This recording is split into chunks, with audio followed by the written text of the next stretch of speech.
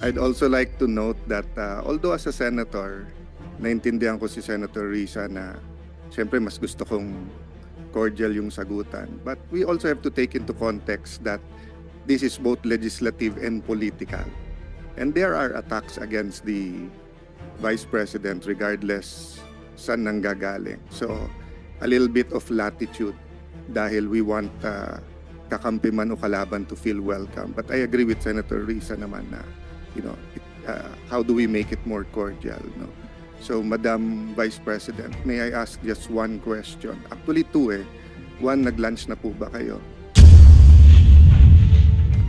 I'm very cordial Yes, when it ma'am. comes to international diplomatic relations. Gusto niyo i-discuss natin yung No. West Philippine Sea. Yes. But hindi kasi ako plastic na tao. No, I agree with you, ma'am. That's why nga sinasabi ko po na hindi lang to legislative, political din. That's why you should be given the latitude to answer in the way that you feel it could be properly answered, di ba?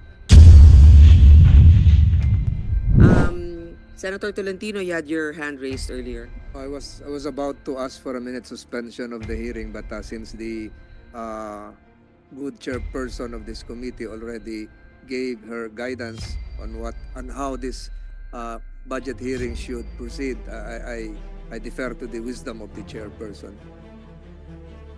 Thank you. I would like to acknowledge the presence of Senator Bong Revilla and Senator Robin Hood Padilla. Thank you. Anybody else? Senator Mark Villar as well. And Senator Alan, Senator Alan Cayetano. Any more questions? Yes. Senator Amy Marcos, you're recognized. Yes, samantalang nasimulan na ang pagtatanong tungkol sa budget, nais kong bigyan ng pagkakataon ng pangalawang Pangulo na sumagot sa mga pumupuna sa kanya at laging binabanggit ang mga COA report ng 2022-2023 na mababa daw ang implementasyon at kulang daw ang internal controls at guidelines. May masasabi po ba tayo tungkol dito? May kasagutan po ba ito? Madam Chair, yes, we call on Attorney Rosaline Sanchez to answer the question. Good afternoon, Madam Chair. On the first question on the low implementation of some of the programs, Your Honor, some of the programs were just started to be implemented by the office in 2023. So we are still in the process of fine-tuning the details of the program and obtaining the requirements from the applicants of the programs. Specifically on the Magnegosyo Taday project, we have seen that some of our target beneficiaries have difficulty in complying with the requirements, and we are closely working with the Commission on Audit to streamline the process for the application of the program. And on the controls, on the matter of controls, Madam Chair, we would like to know that we have not received, we would like to know that audit findings are still not yet final, and we are again working closely with COA to improve our processes and address the issues that they have raised during the audit, Madam Chair.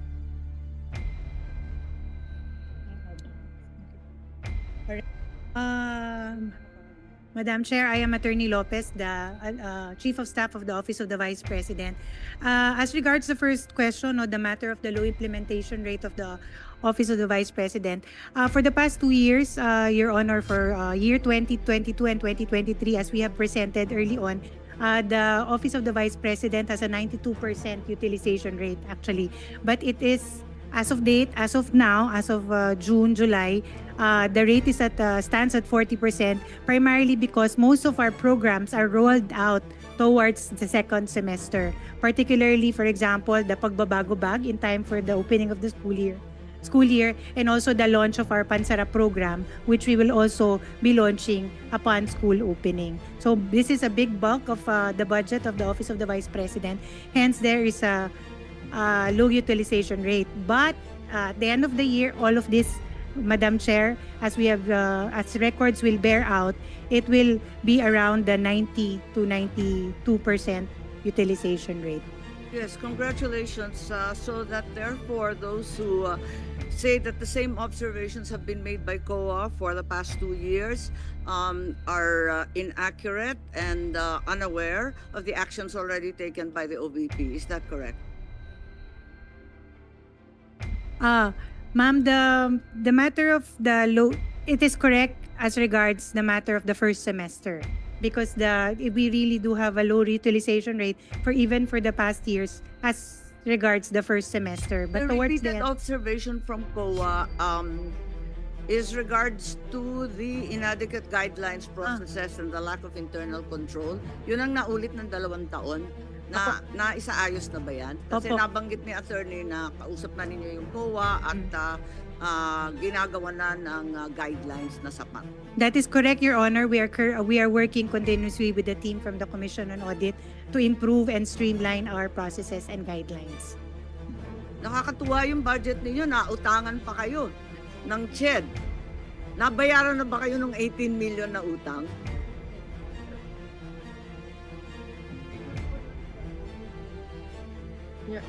Your Honor, if I may answer the question. Okay. Your Honor, it was partial liquidation by CHED from the time that we had our budget hearing last year until this year. But there is still a remaining amount of 1,993,500 pesos, Your Honor, out of the original 18 million. Hindi kayo nag-iisa. Ang CHED may utang din sa mga senador. Kaya't yun ang nakakatuwa sa CHED kung saan-saan napupunta yung pera. At wala na po akong tanong. Ang sasabihin ko lang, talagang hindi naman sa barangay lamang napupolitika yung ayuda, pati dito sa mga senador, pati sa ating pangalawang Pangulo. Senator Alan Cayetano is now recognized. Good afternoon, Madam Chair, Madam Vice President, magandang hapon po, and welcome to the Senate. Magandang tanghali. I'd like to note that this committee is ruled by the women and kaming mga men ay nasa sidelines lang. I'd also like to note that although as a senator, naintindihan ko si Senator Risa na siyempre mas gusto kong cordial yung sagutan. But we also have to take into context that this is both legislative and political. And there are attacks against the Vice President regardless saan nanggagaling. So, a little bit of latitude dahil we want kakampi man o kalaban to feel welcome. But I agree with Senator Risa naman na, how do we make it more cordial, no? So, Madam Vice President, may I ask just one question? Actually, two eh. One, nag-lunch na po ba kayo? And Yes, Senator Cayetano, nag-lunch na po ako. And I'm very cordial yes, when it ma'am. comes to international diplomatic relations. Gusto nyo i-discuss natin yung No. West Philippine Sea. Yes. But hindi kasi ako plastic na tao. No, I agree with you, ma'am. That's why nga sinasabi ko po na hindi lang to legislative, political din. That's why you should be given the latitude to answer in the way that you feel it could be properly answered, di ba? So kaya ko lang tinanong kung nag-lunch kayo kasi in the first 2 years, I know that you got a very warm welcome sa Senate. So I'm hoping sa budget hearing it doesn't change, no? I remember ang daming pumunta sa lunch noon.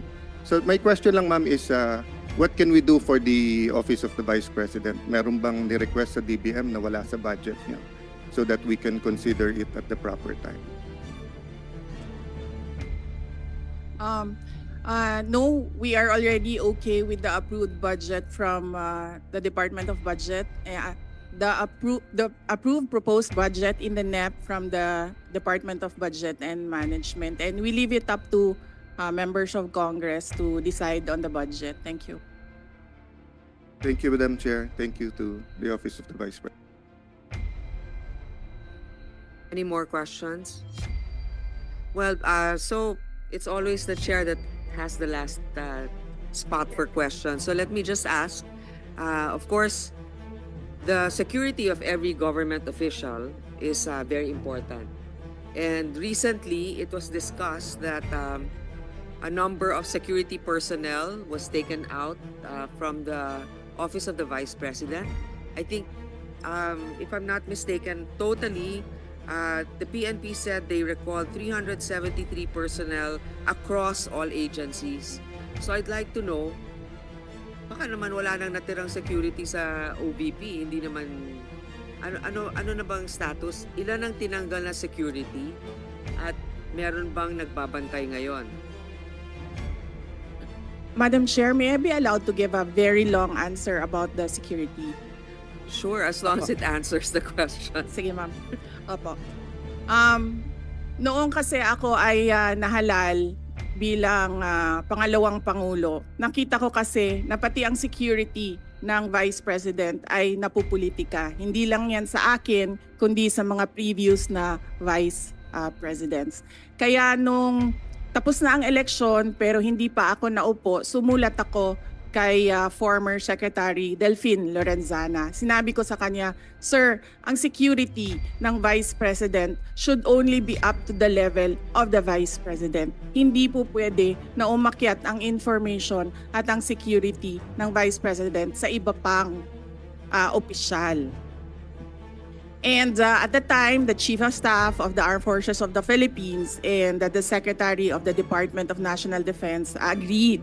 That's why on June 2022, ito yung sa Armed Forces of the Philippines. On June 2022, the Secretary SND wrote to the Chief of Staff of the AFP, from Vice Presidential Security Detachment under the PSG, Secretary Lorenzana ordered the Vice President Security and Protection Group, which is a separate entity from the PSG. So ito yung June 22, 2022. Ngayon, nag-issue ng orders ang AFP GHQ ng General Order 0917 to activate the reorganization from detachment to security group. On July 5, 2022, the activation order and the table of organization and equipment was released. Yes. All right. So, hindi ko alam kung ano ang nangyari sa Philippine National Police, but apparently they decided that they will mirror what the AFP did. So, noong December 9, 2022, inactivate ang Vice Presidential Protection Division under the PSPG. Ito under ng NHQ General Order OPL 22-22 and NAPOLCOM Resolution 2022-0675. Kaya po mali yung sinasabi ng lahat, hindi lang ako nagsasalita, ngayon lang ako nabigyan ng opportunity na magsalita. Hindi po tama na ikumpara yung term ni Vice President Leni Robredo at yung term ko in terms of security. Dahil yung security, yung VPSPG at yung VPPD sa PNP ay meron pong orders lahat. Ibig sabihin, there is a basis in law doon sa pag-activate sa kanila. Ngayon,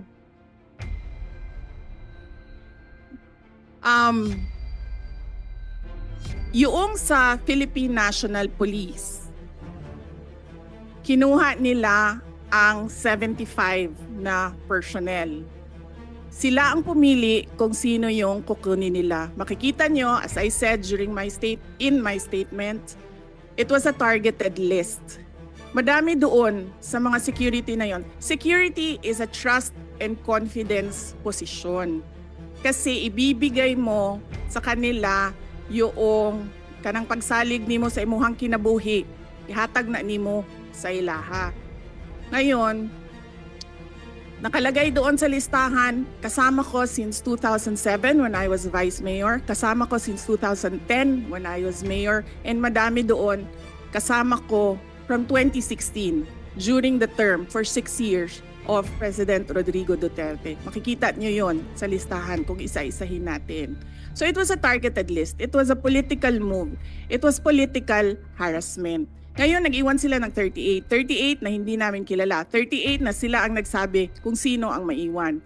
Sinalatan namin sila, sinabi namin, hindi na namin tatanggapin yung 38 ninyo. Ibabalik na namin yan sila lahat sa inyo.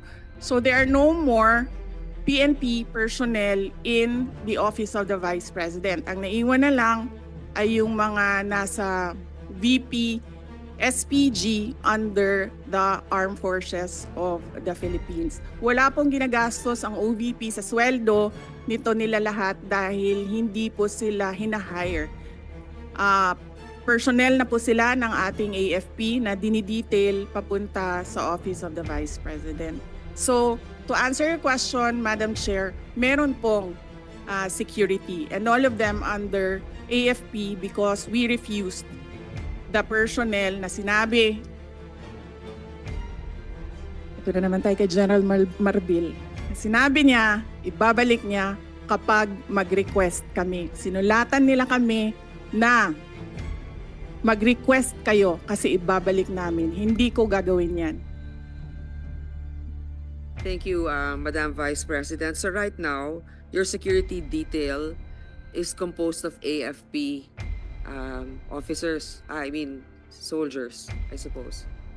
Yes, Madam Chair, officers and enlisted personnel. Mga ilan-ilan kaya sila? May we request Colonel Lachica to answer?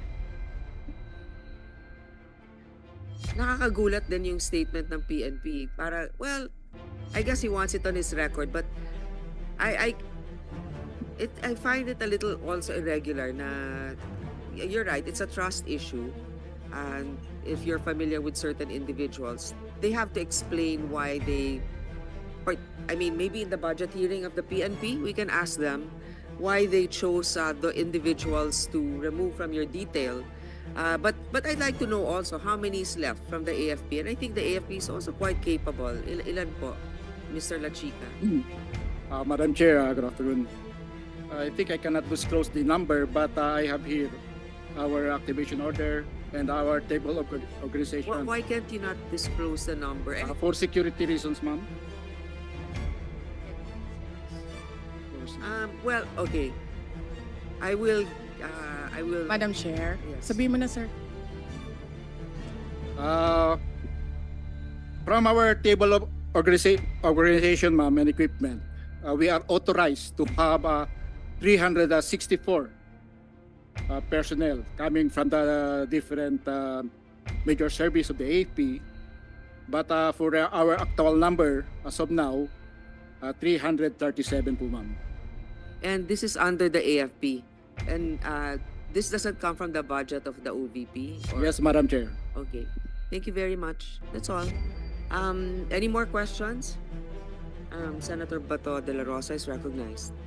Ma'am, I just would like to inform this committee that during our last hearing with my Committee on Public Order and Dangerous Drugs, that issue was raised. And I told Chief PNP, General Marbil, na hindi na nire-request ng Office of the Vice President na ibalik yung tinanggal niya ng mga pulis. Kung pwede lang, ibalik sa kanilang pinanggalingan na unit. Hindi yung, ito mga kawawa ito, mga taga Davao ito na been serving there for how many years, tapos dinislocate nila, nilagay nila Region 4, NCRPO, malayo sa pamilya. So, ang request na lang namin, ako, bilang Davao-inyo, na-request ko lang sa kanya, maawa ka naman dyan sa mga pulis na yan, ibalik mo doon sa kanilang pinanggalingan. Kung taga Davao City yan, taga Davao Oriental, taga Cumbal, taga Cotabato, ibalik mo na yan doon. And he promised me na ibalik daw niya. I don't know until now because hindi ko pa alam kung anong nangyari sa usapan namin. Yun lang, para lang mabalik yung mga pulis yan, kahit na hindi na ibalik security kay Vice President. Just for the record, ma'am. Thank you, thank you. Madam Chair. Madam Vice President, go ahead, please. Yes, thank you. I agree with Senator Bato de la Rosa, wag na natin pahirapan yung mga police personnel dahil kaibigan nila ako. Ibalik lang natin sila sa mga pamilya nila. Thank you. Actually, Senator Tolentino is the Vice Chair for the Committee of the DILG for this budget season, Vice Chair Finance. So I would like you to ask the PNP Chief what led to that decision, because also part of that is, if it's a political decision, I think that would not be fair also. But knowing that you're in the capable hands of the AFP is also reassuring. But this has to be raised. Definitely, Madam Chair, this will be asked as a policy question to be directed to the Chief PNP. Madam Chair. Senator Cayetano. Yeah, just because we're on security, Madam Vice President, could you indulge me in just one last question lang? Ang DOTR or NAIA ba nagsulat, explain at nag-apologize na sa inyo dun sa CCTV, hindi pa? Senator Alan Peter Cayetano, thank you. Hindi sir. Ang nangyari kasi dito, itong tao na ito apparently is assigned doon sa NAIA. Ang tao na ito is a media person na-assigned permanently, I think, sa NAIA because this is the second time na nilabas niya yung istorya sa mga anak ko. Yung una, when I left for Singapore, year 2021. Wala naman akong problema doon. Ang aking problema lang is itong tao na ito, nilalabas niya pati yung information na kasama ko yung mga anak ko.